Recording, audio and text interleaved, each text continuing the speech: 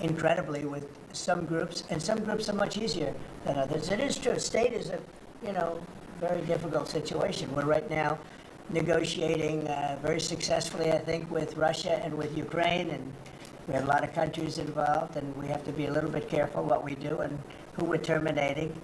But Marco is doing that I think he's going to be very precise. We're cutting down government. We're cutting down the size of government. We have to. We're bloated. We're sloppy. We have a lot of people that aren't doing their job. We have a lot of people that don't exist. You look at Social Security as an example. I mean, you have so many people in Social Security where, if you believe it, they're 200 years old. And what we're doing is finding out are checks going out for that, and is somebody cashing those checks who's maybe 35 years old, okay? So there's a lot of dishonesty, there's a lot of fraud. But I think at this moment, I'll take Elon off the spot. I think that he's impressed. He said it very well, better than I can say it, that he's impressed with the people in this room, very impressed. And I am too, and it's too early to say, but I think everybody's on board. They all know. We want to balance a budget. We want to have a balanced budget within a reasonably short period of time, meaning maybe by next year or the year after, but maybe even sooner than that. Mr. President, your number one issue was the border. We just got new information that they're doxing our federal agents. They're putting their personal information out there, these activists, and they're disrupting the operations. So you got Trinidad Iger running off. Well, we have activists, that's true. And a lot of those, what are you going to do about the activists? Yeah, a lot of those activists are acting illegally, and we'll give that to our Attorney General, and she'll take a look at that very strongly. But we're also having tremendous support from Border Patrol, from ICE. The ICE agents have been unbelievable. Border Patrol, their leadership at Border Patrol has been incredible, and they're working very well. And as you know, and I saw you reporting it this morning, actually, we set records on the least number of illegal aliens coming in, migrants coming into our country that we've had in more than 50 years. And we did this all within a period of weeks because we took over a mess. The world was pouring in. And remember, they were coming in from jails and prisons and mental institutions and insane asylums, and there were gang members and drug dealers. Anybody wanted to come in, they came. And from not just South America, from all over the world. So it's amazing what they've done. And Christie and Tom Holman, the job they've done has been absolutely amazing. We set records for and we want people to come into our country, by the way, but they want to come in, they have to come in legally. I want that to be really understood. We want people in our country, but they have to come in legally. Can I follow on that, Mr. President, about the Trump gold card idea that you unveiled yesterday? I hope you like it. I await more information, but the question is, does this reflect a view on your part that the American immigration system has never been properly monetized as you feel it should be? Well, not so much monetized. It hasn't been properly run. I get calls from, as an example, companies where they want to hire the number one student at a school. A person comes from India, China, Japan, lots of different places, and they go to Harvard, the Wharton School of Finance, they go to Yale, they go to all great schools, and they graduate number one in their class. And they're made job offers, but the offer is immediately rescinded because you have no idea whether or not that person can stay in the country. I want to be able to have that person stay in the country. These companies can go and buy a gold card, and they can use it as a matter of recruitment. At the same time, the company is using that money to pay down debt. We're going to pay down a lot of debt with that. And I think the gold card is going to be used by, not only for that, I mean, it'll be used by companies. I mean, I could see Apple. I've spoken with Tim Cook, and by the way, he's going to make a $500 billion investment in the country only because of the results of the election. And I think because of tariffs. He's going to want to be in the country because of tariffs. Because if you're in the country, there is no tariff. If you're out of the country, you got to pay tariffs. And that's going to be a great investment, I think, that he's making. I know it's going to be a great investment. But we have to be able to get people in the country, and we want people that are productive people. And I will tell you, the people that can pay $5 million, they're going to create jobs. They're going to spend a lot of money on jobs. They're going to have to pay taxes on that too. So they're going to be hiring people. They're going to be bringing people in and companies in. And I don't know, maybe it will sell like crazy. I happen to think it's going to sell like crazy. It's a bargain. But we'll know fairly soon. I think Howard and Scott, a few of you really are responsible for it, but Howard, if you want to discuss that for a couple of minutes, I think I'd like to have you. I think it's going to be a very successful program. This is Sure. commerce. So the EB5 program, which has been around for many years, had investment of $1 million into projects in America. And those projects were often suspect, they didn't really work out, there wasn't any oversight of it. And so for $1 million investment, you got a visa and then you came into the country and ended up with a green card. So it was poorly overseen, poorly executed. Then you had our border open where millions of people came through. So the idea is we will have a proper business. We will modify the EB5 agreement. Christy and I are working on it together. For $5 million, they'll get a license from the Department of Commerce. Then they'll make a proper investment on the EB5, right? And we think Scott and I will design the EB5 investment model because Scott and I are the best people together to do that. So this is joint. This is exactly the Trump administration. We all work together. We work it out to be the best. And if we sell, just remember, 200,000. There's a line for EB5 of 250,000 right now. 200,000 of these gold green cards is $1 trillion to pay down our debt. And that's why the president is doing it, because we are going to balance this budget and we are going to pay off the debt under President Trump. And to qualify, do you have to promise and make commitments to create a certain number of jobs No, here in the U.S.? no, because not all these people are going to be job builders. There'll be successful people, or there'll be people that were hired from colleges, like sort of like paying an athlete a bonus. I mean, Apple or one of the companies will go out and they'll spend they'll buy 5 of them, and they're going to get 5 people. Look, I've had the complaint from a lot of companies where they go out to hire people and they can't hire them out of colleges. And you know what they do? They go back to India, or they go back to the country where they came, and they open up a company, and they become billionaires. And they're employing thousands and thousands. There are a lot of examples. There are some really big examples where they were forced out of the country. They graduated top in their class at a great school, and they weren't able to stay. This is all the time you hear it.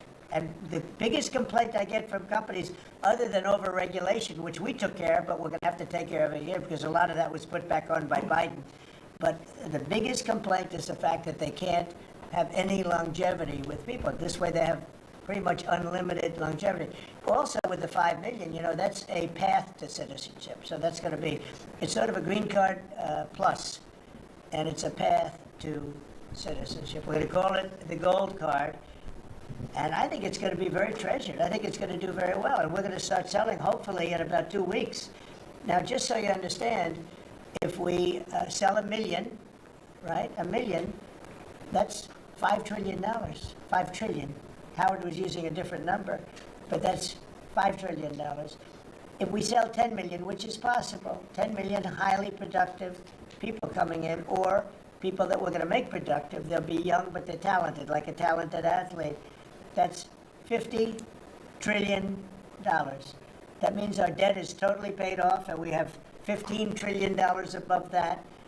And now, I don't know that we're going to sell that many. Maybe we won't sell many at all, but I think we're going to sell a lot, because I think there really is a thirst. No other country can do this, because people don't want to go to other countries. They want to come here. Everybody wants to come here, especially since November 5th. Mr. President, how would you... And they'll all be vetted, by the way. All these people will be vetted, okay? They'll be vetted. Ukraine, can you talk a little bit about what type of security guarantees you're willing to make? Well, I'm not going to make security guarantees beyond very much. We're going to have Europe do that, because it's in, we're talking about Europe as their next door neighbor. But we're going to make sure everything goes well. And as you know, we'll be we'll be really partnering with Ukraine in terms of rare earth. We very much need rare earth. They have great rare earth. We'll be working with Secretary Burgum and with Chris. You'll be working on that together. And we're going to be able to have tremendous, this gives us, because we don't have that much of it here. We have some, but we don't have that much, and we need a lot more to really propel us to the next level to lead in every way. We're leading right now with AI. We're leading with everything right now, but we need resources. We have to double our electric capacity. We have to do many things. We have to really triple, if you think of it, the electric capacity from what we have right now, if you can believe it. So I just say this. So the deal we're making gets us, it brings us great wealth. We get back the money that we spent, and we hope that we're going to be able to settle this up. We want to settle it. We want to stop. I tell you what, I'm doing it for two reasons. But the number one reason by far is to watch all these people being killed. I see pictures every week from, I assume satellite pictures mostly, but there's some pictures on site of thousands of soldiers that are being killed. They're being decimated because equipment today, military equipment, is so powerful and so devastating. And number one, I want to see people stop. And they're not from here, they're from primarily two other countries. And then, by the way, let's talk about the Middle East. We got to solve that problem too. And that's come a long way. We're doing very well on that also. A lot of things are happening on that. But I'm watching soldiers being killed, Ukrainian and Russian soldiers being killed. My number one thing is to get that stopped. My number two thing is I don't want to have to pay any more money, because Biden has spent $350 billion without any chance of getting it back. Now we're going to be getting all of that money back plus a lot more. And we provided a great thing. I mean, we provided something very important. And we'll be working with Ukraine, and because we'll be taking that, we're going to be taking what we're entitled to take. Now, they spent $350 billion, and Europe spent $100 billion. Now, does anybody really think that's fair? But then we find out a little while ago, not so long ago, a few months ago, I found out that the money they spent, they get back. But the money we spent, we don't get back. I said, well, we're going to get it back. And we'll be able to make a deal. And again, President Zelensky's coming to sign the deal. And it's a great thing. It's a great deal for Ukraine, too, because they get us over there, and we're going to be working over there. We'll be on the land. And, you know, in that way, there's sort of automatic security, because nobody's going to be messing around with our people when we're there. And so we'll be there in that way. But Europe will be watching it very closely. I know that UK has said, and France has said, that they volunteered to put so-called peacekeepers on the site, and I think that's a good thing. Mr. President, you have been very clear. The cost of eggs, and we've seen consumer confidence this week have a sharp drop from last month, the biggest dip in, I believe, 3 years. Why is that, your assessment? Why is that the case? And is there Well, I think that consumer confidence, if you look at confidence in the nation, it had the biggest increase in the history of the chart.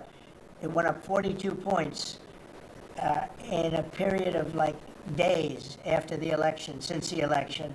So since the election, the confidence in our nation, including right track, wrong track, the first time it's ever happened where we were on the right track, because this country has been on the wrong track for a long time. So the confidence in business, confidence in the country has reached an all-time high. We have never reached levels like we are right now. Okay. Mr. President, you've been very clear in saying that as long as you're president, Iran will never get a nuclear weapon. That's true. Is it also your policy that as long as you're president, China will never take Taiwan by force? I never comment on that. I don't comment on anything because I don't want to ever put myself in that position. And if I said it, I certainly wouldn't be saying it to you. I'd be saying it to other people, maybe people around this table, and very specific people around this table. So I don't want to put myself in that position. But I can tell you what, I have a great relationship with President Xi. I've had a great relationship with him. We want them to come in and invest. I see so many things saying that we don't want China in this country. That's not right. We want them to invest in the United States. That's good. That's a lot of money coming in, and we'll invest in China. We'll do things with China. The relationship we'll have with China will be a very good one. I see all of these phony reports that we don't want their money, we don't want anything to do with them. That's wrong. We're going to have a good relationship with China, but they won't be able to take advantage of us. What they did to Biden was, he didn't know what was happening. He didn't know what he was doing. The administration didn't know what they were doing. It was very sad to watch. But we're going to have a good relationship with China and Russia and Ukraine and the Middle East. We're doing things that, look, when I left, we had no wars. We had defeated ISIS totally. We had no inflation. We didn't have the Afghanistan withdrawal, or the worst withdrawal anybody's ever seen. I think that's one of the reasons that President Putin looked at that. He said, wow, these guys are a paper tiger. Look at it. We're no paper tiger. Don't forget, we got rid of ISIS in 3 weeks. People said it would take 5 years. We did it because when I came in, I let them do what they had to do. And the man that headed that operation is now going to be your chairman, right? Yes, Chairman sir. of the Joint Chiefs. Yes, sir. And Raisin Kane. I liked him right from the beginning. As soon as I heard his name, I said, that's my guy.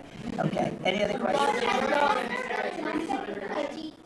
in crossings at the border to continue the pause on tariffs against Mexico and Canada. And I'm not stopping the tariffs. No, millions of people have died because of the fentanyl that comes over the border. Even with the 90% drop in border crossings, though, Well, this that's- last well- month compared to about a year ago. Yeah, they've been good, but that's also due to us, mostly due to us. I mean, it's very hard. It's right now very hard to come through the border, but look, the damage has been done. We've lost millions of people due to fentanyl. It comes mostly from China, but it comes through Mexico and it comes through Canada. And I have to tell you that, on April 2nd, I was going to do it on April 1st, but I'm a little bit superstitious, so I made it April 2nd. The tariffs go on. Not all of them, but a lot of them. And I think you're going to see something that's going to be amazing. We've been taken advantage of as a country for a long period of time. We've been tariffed, but we didn't tariff. Now, I did. When I was here, I tariffed. We took in $700 billion from China. $700 billion. Not one president in the history of our country took in 10 cents from China. At the same time, China respected us. Now, when COVID came in, that was a different deal. I used to call it the China virus. I guess I could call it the China virus again, but it's an accurate term. But I won't do that out of respect to China. Say it again. What? On Gaza, I just wondered if there's any progress towards the second phase of the ceasefire. Well, I'm very disappointed when I see four bodies came in today. These are young people. Young people don't die. Okay? Young people don't die. These are young people. 4 bodies came in today. They think they're doing us a favor by sending us bodies. So, look, that's a decision has to be made by Israel, by Bibi. But Israel has to make that decision. We got a lot of hostages back. But it's very sad what happened to those people. I mean, you had a young lady with her hand practically blown off. You know why it blew up? Because she put up her hand to try and stop a bullet that was coming her way. And it hit her hand and blew off her fingers, big part of her hand. This is a vicious group of people. And Israel's going to have to decide what they're doing. Phase 1 is going to be ending. Think of it, today they sent in 4 bodies. And I will say one thing, though. I've spoken to a lot of the parents and a lot of the people involved. They want those bodies almost as much and maybe even just as much as they wanted their son or their daughter. Amazing. Please, sir, please, my son is dead, but they have his body. Please, can you get it for us? It's the biggest thing. It's incredible, the level. They want the bodies of these people. They're dead. They're dead. And when I saw the ones that came in 2 weeks ago, they looked like they just got out of a concentration camp. Then the following week, a group came in and they weren't as bad, in as bad a shape. But Israel's going to have to make a decision. You're right, phase 1 and now phase 2 has started. And today we got some, very, very sick. We knew they were dead, by the way. We knew that they were going to be bodies as opposed to people that were living. But it's a very sad situation. At some point, somebody's going to say, we got to do something about this. Mr. President, you were just talking about Afghanistan and the botched withdrawal. Have all the generals or command staff that were involved with the withdrawal been fired or relieved of duty? Well, that's a great idea. I'm not going to tell this man what to do, but I will say that. If I had his place, I'd fire every single one of them, Pete. That's a very good question. Well, it's a question we've thought a lot about. We're doing a complete review of every single aspect of what happened with the botched withdrawal of Afghanistan and plan to have full accountability. It's one of the first things we announced at the Defense Department for that reason, sir. Certainly, General Raisin Kane, who's on his way in, was not a part of that. Instead, was a part of leading the effort against ISIS by untying the hands of warfighters and finishing the job properly. and then bringing our troops home. So we're taking a very different view, obviously, than the previous administration, and there will be full accountability. I don't see big promotions in that group, and I think they're going to be largely gone. I know the man on my left. I think they're going to be largely gone. That was a horrible display, and I've dealt with the parents and the family of the 13 that were killed, but nobody ever talks about the 40 that were so badly hurt with the arms and the legs and the face and the whole thing, the missing arms and legs. It was so terrible the way that was handled, and it should have been gone through Bagram. We have a big base with big fences and nobody can get in, and you have hundreds of acres instead of a little local airport where the whole place went crazy. That was so badly handled, and I would think that most of those people are going to be gone. Are we going to take Bagram back? So I'll tell you what has bothered me very much, very, very much. We give billions of dollars to Afghanistan. Nobody knows that. Nobody knew that. Do you know we give billions of dollars to Afghanistan?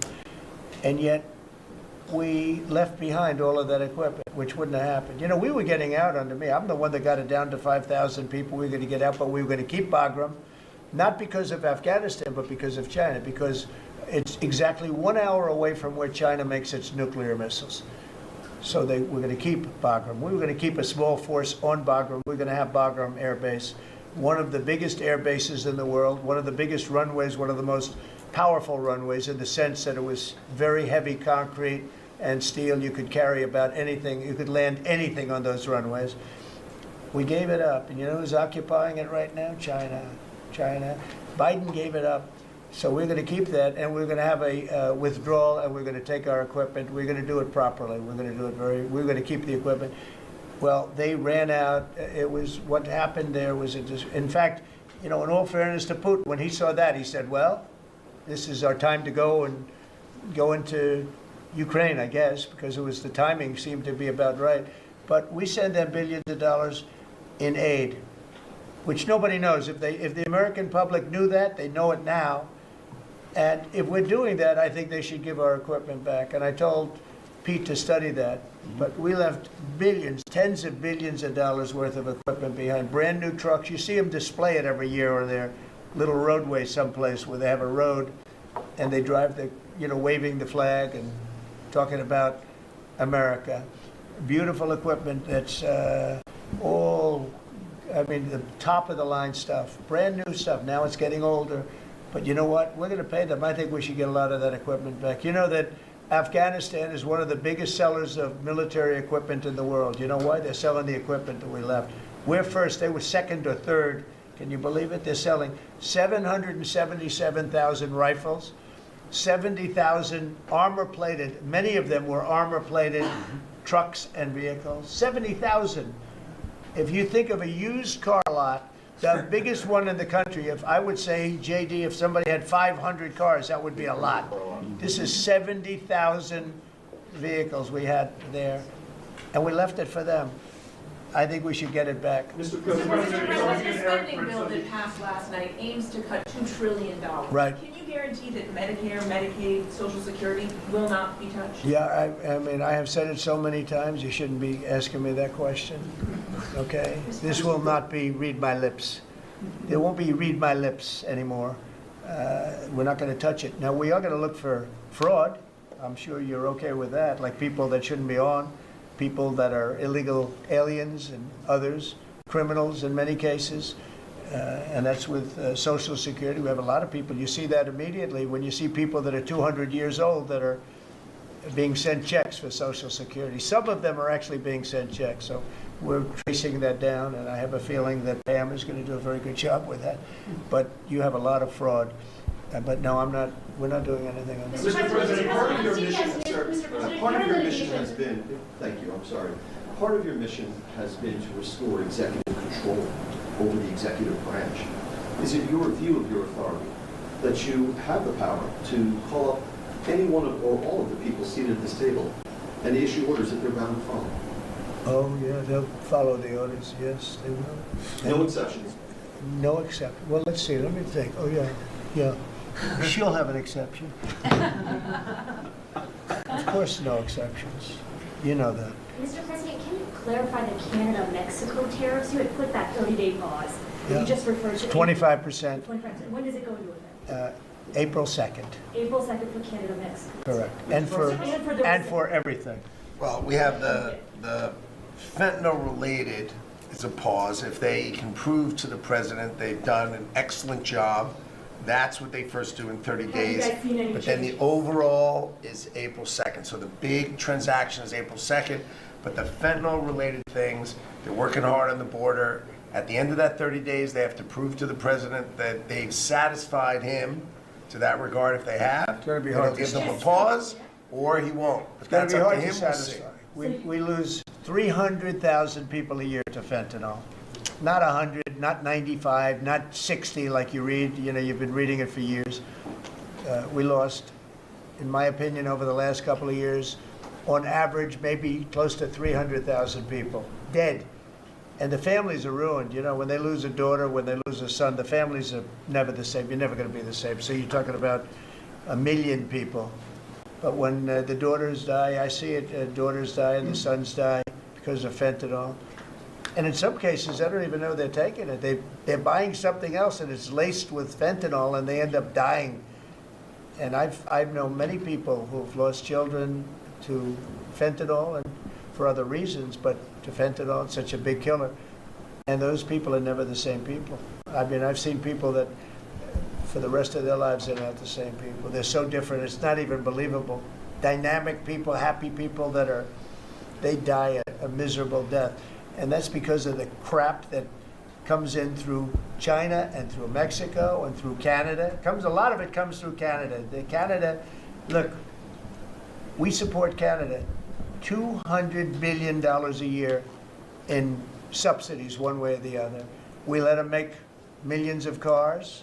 We let them send us lumber. We don't need their lumber. We're going to free up our lumber. Lee's going to do the head of environmental.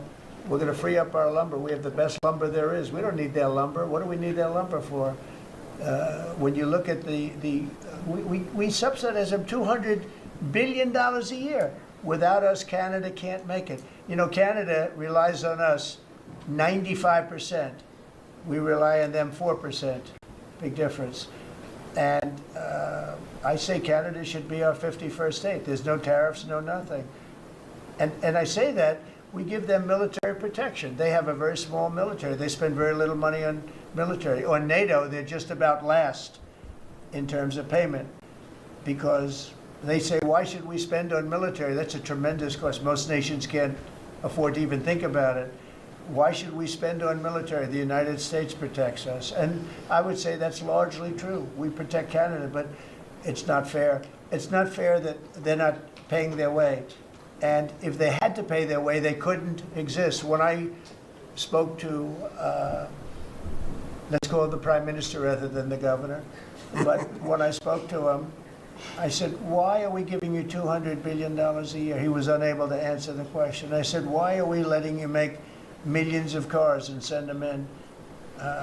He was unable to answer the question. Justin Trudeau, a nice guy. I think he's a very good guy. I call him Governor Trudeau. He should be governor because the fact is that if we don't give them cars, we don't have to give them cars. The tariffs will make it impossible for them to sell cars into the United States.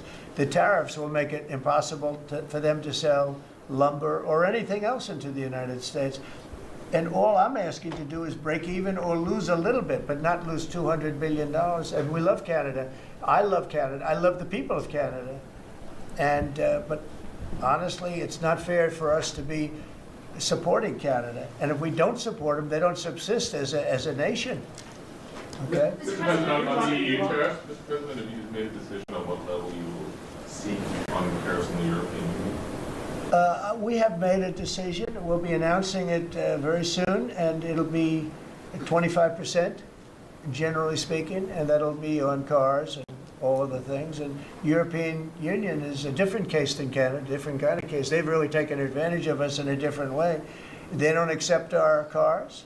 They don't accept essentially our farm products. They use all sorts of reasons why not. And we accept everything of them, and we have about a $300 billion deficit with the European Union. Now, I love the countries of Europe. I guess I'm from there at some point a long time ago, right? But indirectly. pretty directly too, I guess. But I love the countries of Europe. I love all countries, frankly, all different. But European Union's been, it was formed in order to screw the United States. I mean, look, let's be honest. The European Union was formed in order to screw the United States. That's the purpose of it. And they've done a good job of it, but now I'm president. What will happen if these countries or the EU retaliate? They can't. I mean, they can try, but they can't. China did. They They're imposed pledging tariffs to, sir. that went into effect. China's That's right. tariffs That's on right. But the 10th of February. Has there been That's any right. impact you've been able to observe? that's right. No, they can do it, and they can try, but the numbers can never equal what ours, because we can go off.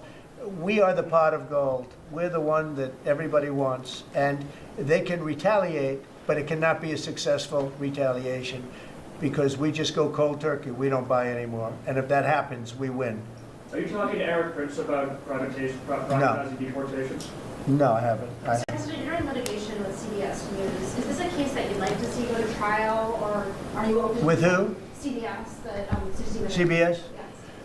Well, CBS did something that was amazing. Kamala was unable to answer a question properly, and they took the question that they asked and they inserted an answer. They gave her an answer. This was 2 days before the election, right before the Sunday night before the election. And they wrote out they put her words from another question that was asked about a half an hour later, and they put that into the question. Nobody's ever even heard of it before. Nobody's ever heard of anything like this before, but they then did it, they say, on numerous occasions. And the FCC is looking at it very strongly, and everybody's looking at it, but nobody's ever seen anything. Think of it, they took her answers and they changed them. And I don't mean they changed a word or two, or they cut off a half a sentence, or they cut off a couple of words. I mean, I've had that happen too, but that you just say, then they say, well, we want brevity. We wanted to do it for time. They took out her answer and they inserted an entirely different answer that made her sound competent.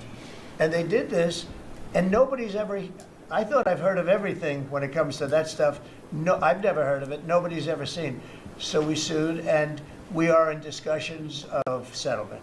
What would a number be like? What's a number that you would? I think it's a lot.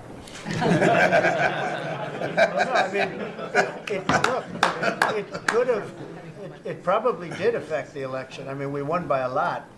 As I said, too big to rig, but it probably did affect the election. Probably could have won by more, but I could have lost the election because of that. We have to get to honest elections. We have to go back to paper ballots. We have to go back to voter ID. One-day election, ideally, or short-term, not these 48-day and 61-day elections where boxes are put in a room and, let's move the boxes because we're putting in a new air conditioning system. Then you see the boxes move, and then you say, well, where are all the boxes? What happened to the boxes that never came back? Now, our elections are extremely dishonest. We're the only country in the world that has mail-in voting and all of these different things that we put in. No other country in the world has it. France went to, they had some of the things that we had, and they went to same-day voting, all paper. And paper is very sophisticated now. It's a very sophisticated form of voting right now. It's a very safe form of voting. The other things for the governors, I wish the governors would do it, because the paper ballots will cost 9% of the machines, and they're 100%. Nothing's foolproof, but they're as close as you get.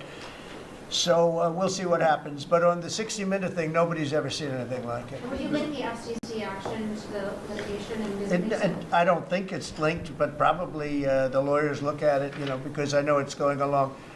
FCC is headed by a very competent person, and you have some very competent people on the board, and so I think they're looking at it very seriously. So of all the deals that you've done in your life, all the people you've sat across from and negotiated with, is President Putin distinct in any way? He's a very smart guy. He's a very cunning person, but I've dealt with some really bad people. But I will tell you, as far as this is concerned, you have to understand, he had no intention, in my opinion, of settling this war. I think he wanted the whole thing.